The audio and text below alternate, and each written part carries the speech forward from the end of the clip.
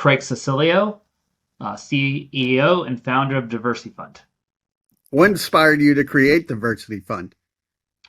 Oh, it goes back to my childhood, growing up in a working class family and not having the opportunities as a lot of wealthy people. So when I saw the opportunity to open up investing to everyone, I kind of just leaned into it and decided this is the path I need to jump on. So that was around 2013.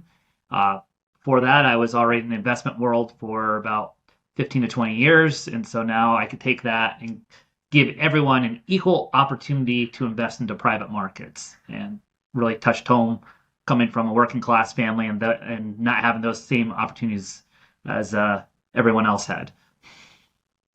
And I was looking at your LinkedIn profile, and you talk a lot about being a mental health advocate. Can you tell me a little bit about your work in that? I've always been big into personal development since I was a kid. Always read a lot, always wanted to push myself outside my boundaries. Growing up in kind of more of an institutionalized area in the Northeast, Catholic upbringing, you had a really skewed view of the world.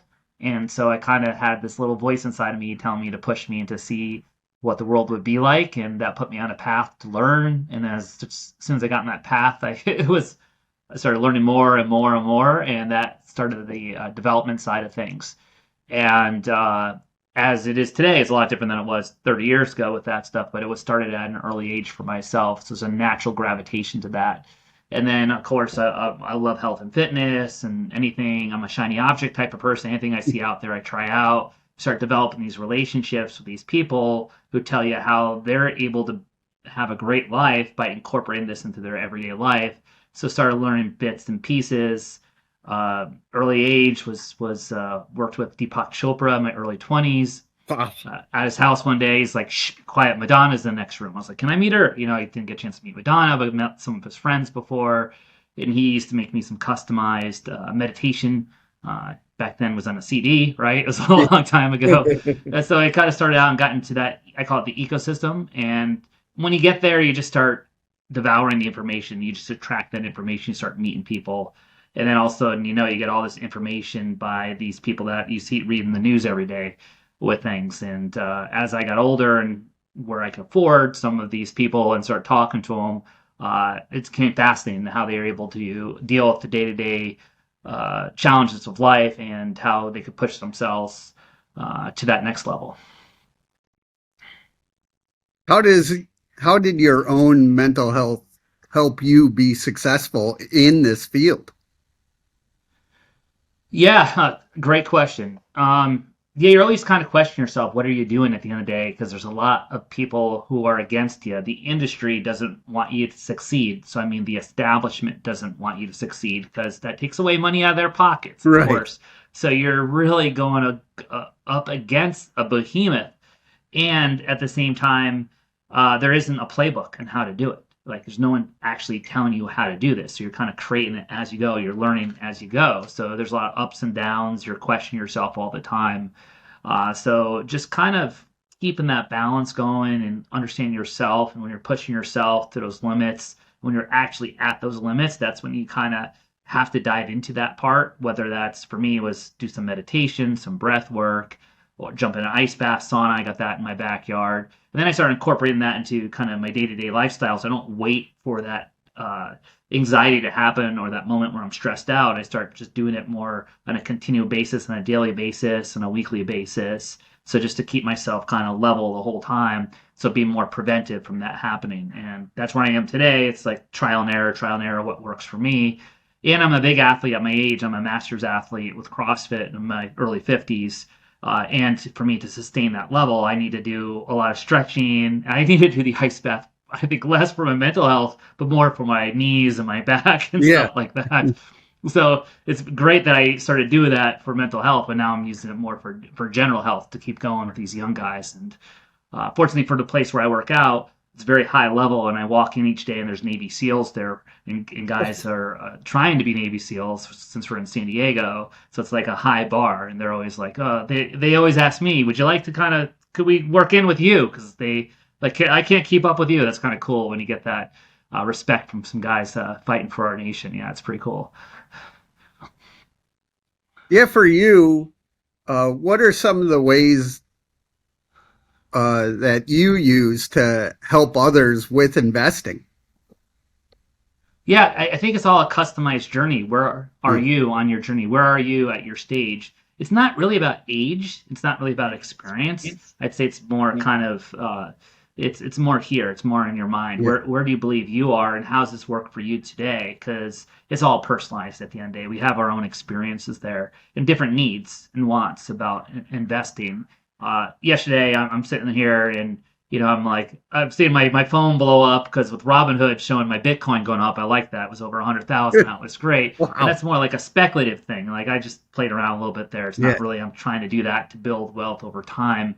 I do have people who are just, hey, starting out and either buying companies, doing the venture capitalist things, trying to build a company from scratch, real estate investing. Of course, always people are looking for money in real estate investing.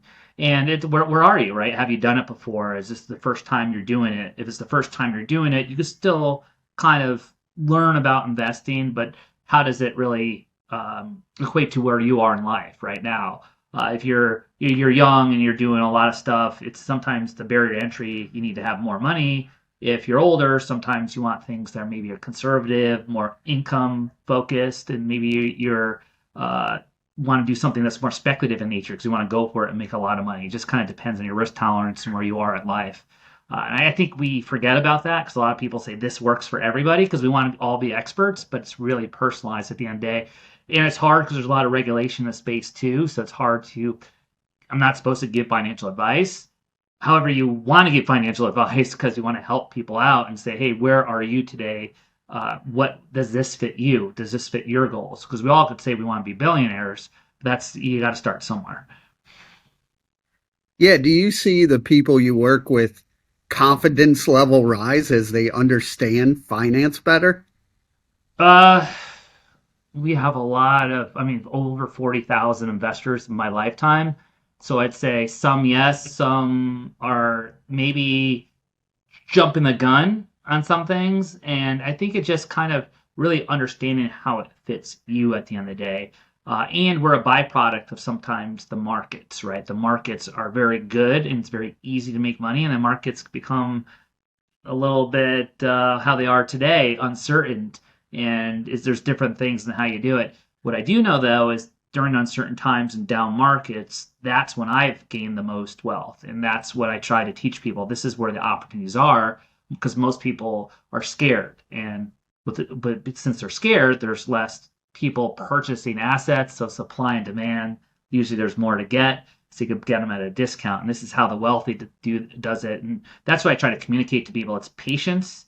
It's a lot of learning here, and it's kind of doing things a little contrarian. And if you, it's not even contrarian. It's kind of supply and demand at the end of the day. There are opportunities everywhere, and then diversification. Like, what are you doing? There's a lot of different types of investment vehicles for people, and sometimes people get ahead of themselves. They try to do too much. I don't want to ever tell anyone they can't do something. So yeah, you can try everything, but just give you some of my knowledge and what helped me get to where I am today. I'm jumping around a little bit because you're fascinating in all different That's okay. ways. But back to the CrossFit, how does that help your youthfulness? I'm a little bit outside the box there, so it's so it's a little bit. Always been an athlete, and I just always learning, always challenged myself. The big thing for me is I think I turned was it I'd say it's I think it was either my 51st birthday was this year, and had a trainer and he goes, okay, now I want you to squat 225 pounds 25 times straight without in a row, and I'm like, are you kidding me? I'm 51. I just turned myself. And so mentally I was like, I go, okay, give a big smile, and I go to myself, this is gonna suck. I'm gonna have to be comfortable with the uncomfortable. And that was a big thing. So I'm doing it, knowing it sucks. I'm nauseated. I feel like I'm gonna pass out. But I kept going through it and go, embrace the suck, Craig, embrace it. And that to me, I could take in everyday life when I'm pushing myself to my limits. I understand, hey, this is gonna be tough. Let me lean into it. Let me embrace that suck. Let me be comfortable with the uncomfortable. So there's a really overlap there. That's what I love. So when I go and I'm always in my head, it's like, oh, to get better, I need to go that next space, that extra 10% and get into that uncomfortable space. And that's really when I get the benefits of the gym, and that's where I get the benefits in life, right? So we forget that. That's where the growth happens. And that's right away we want to say, no, I can't do that, or I won't have Right. that conversation, or I won't take that next action. But that's where the growth happens. And there's such a crossover with everything in life. Yeah, what are some tips you could give people to just succeed in life? I think that's the big one. You got to learn how to be comfortable with the uncomfortable, Yeah, right? So that's where the growth happens. And we all have these dreams and aspirations, and we all have the same. I think we all kind of come from the same DNA, so we all have the same. Uh, we have the same opportunities, right? Some of us different opportunities than others, but we're able to do these things. And so we have to press ourselves. We have to learn things that we haven't done before. We have to expose ourselves to things we haven't been exposed before. And now it's just fascinating because with just AI, right? Let's yeah. maybe 10 years ago we're talking about social media, and then 10 years before that the internet. Now we're talking about AI. All this knowledge is at our fingertips, and it's becoming easy to use it and to operationalize that data and that knowledge. I always talk about data and how do we operationalize? We can, and I'm like, I was doing some work just I think it was last weekend or the weekend before. I'm like, this is gonna take me like 20 hours. Started using AI. I was done like a half hour. I was like putting together a really nice present, and I'm good like with presentations. I'm horrible with graphics, but I'm really good with the content. And I put it in some AI, and I was like, that's perfect. That's great. Right. Yeah. Yeah. So it's just amazing that world we live in and how we get that information. It's almost too much, but there's so much opportunity out there for us. So it just depends on what we have. So I believe uniquely we're all kind of have some skill inside ourselves we need to find, and especially with the all that information out there is find, hey, this is something you enjoy doing at the same time, you're passionate about. So that will help propel you through those uncomfortable time periods. And speaking of uncomfortable times, I'm not the biggest fan of public speaking. I think I'm getting better, but still tough. And you're a public speaker. How did you get into that, and how does it feel, telling your story? Uh, I practiced a lot. It was developed. It was something that I was never the best at. I remember doing a couple, and I was just not really understanding how to do it, and just kind of lean that comfortable space. And then along the way, it's just kind of getting better and getting better. And all of a sudden, I'm like attracting these great public speaking coaches, and I'm learning. I'm constantly learning again and again. It's about 2 months ago, 2 or 3 months ago. I asked someone for a referral, get a guy. Next thing I know, I'm on a Zoom call. I'm filling out a form and fly to his house the following week. And I'm doing this 3-day intensive seminar on how to public speak. His name's Rene Rodriguez, and I was practicing the Amplify method in a room with strangers, and like really it was stressful, but I was in that uncomfortable space learning how to tell my story, and it was very gratifying because today I am better at telling my story from experience that with them. And that was from years of development and just keep going and going and searching to get better and better. It's something that has to be developed and developed. I believe learned, I say that's like reading a book, but developed is by practicing again and again and again. And it's not a straight line, right? You're not going to get better every time. You're going to have good days and bad days, but over time you get better. And then you find your niche, what's comfortable. Amazing for me about it was there's a little science behind storytelling, and I thought it was all about memorization, and he was teaching me how to get it from a space inside myself. And once I did that, like day three, I was like, it was just so easy. And when I was memorizing, it wasn't really working that well for me. So it's like, oh wow, there's actually a scientific approach to this. So it was fascinating, and it still fascinates me today. As long as you're talking about a good topic, because sometimes people talk about topics, I'm like, I just don't want to talk about that. Just not fun. So it's something you want to talk about as well comes from a place, and we all have stories. Each and every one of us has a life experience we could share that someone could benefit from. What motivates you?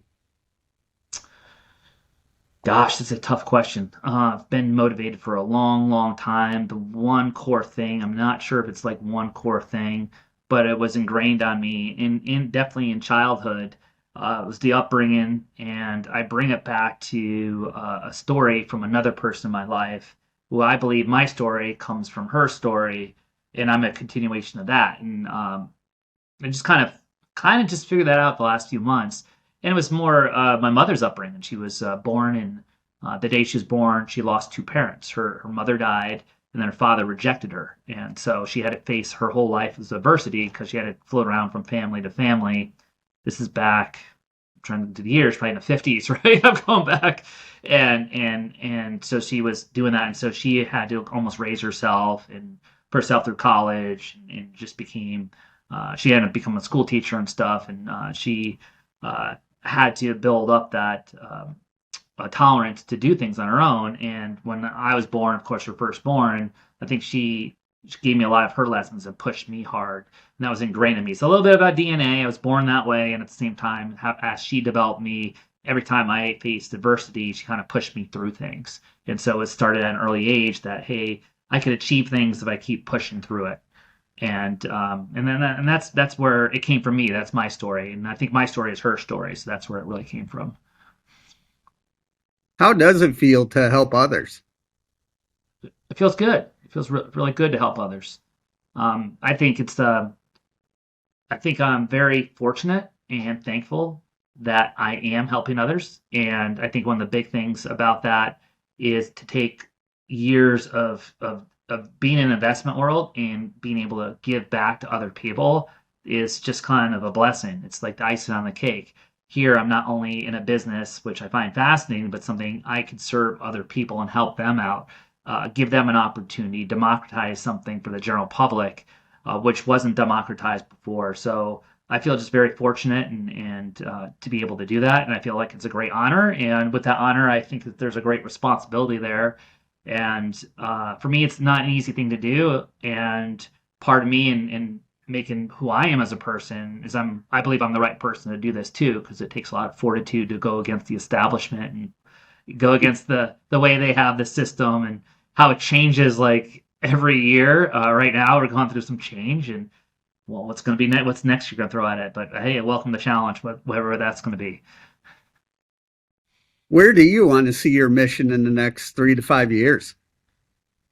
Uh, it's I've partly accomplished the goal. It's there. We're doing it. So the next level is like, hey, we'll become a household name, and I think at that time period, I'll probably move on to the next endeavor because I'm more Yeah. like the starter. And this is more, it gets more institutionalized. We're against the institutions, but to build a sound business, you want to institutionalize it. That's when it's time to move on and go back and I'm starting to get into some coaching today and probably go from one part of coaching to more holistic coaching, overall life coaching and development would be how I could serve people at the next evolution of my career. And I'm starting to do that and get involved with that in more public speaking and sharing my story and talking to people. Like no matter how bad your background is or where you started, there is a way. There's a way to get there.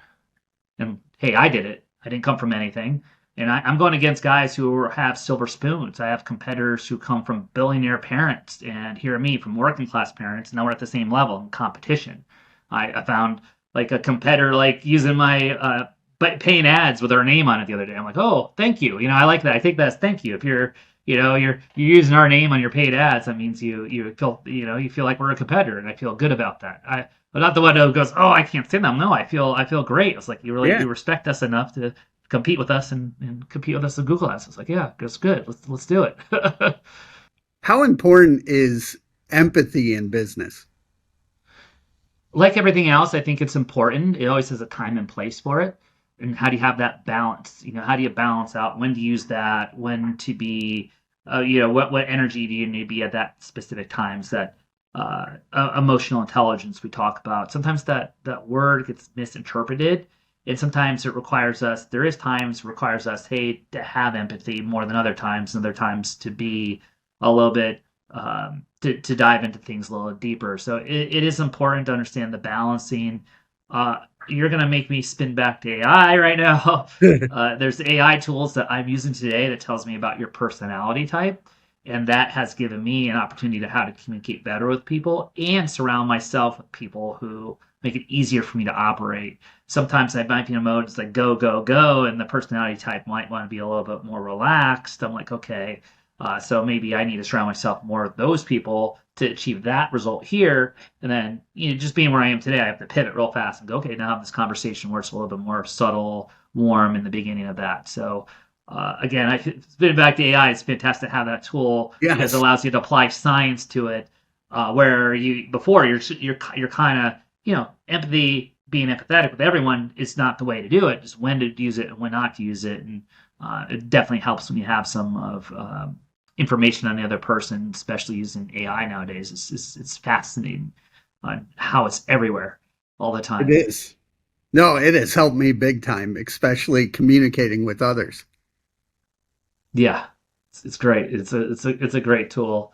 Um, and where's it going to be tomorrow? It's like whatever you could think of is happening. The one thing I read over the weekend is like I'm always big on like these ideas, and then people want to stick them to flow charts. And I read that like, oh yeah, chat can now set up the flow charts for you. I'm like, oh really? I'm like, oh that's great. So I don't have to do them myself and go, or delegate it. So it's definitely is accelerating so fast in these little areas of life that are going to make us so much more efficient. How can people reach out to you and learn more? Easy. You can check out my businesses, DiversyFund.com, myself, CXC Cecilio through social media, Instagram, YouTube, LinkedIn. Easy to find me. CraigCecilio.com is my website, my personal website as well.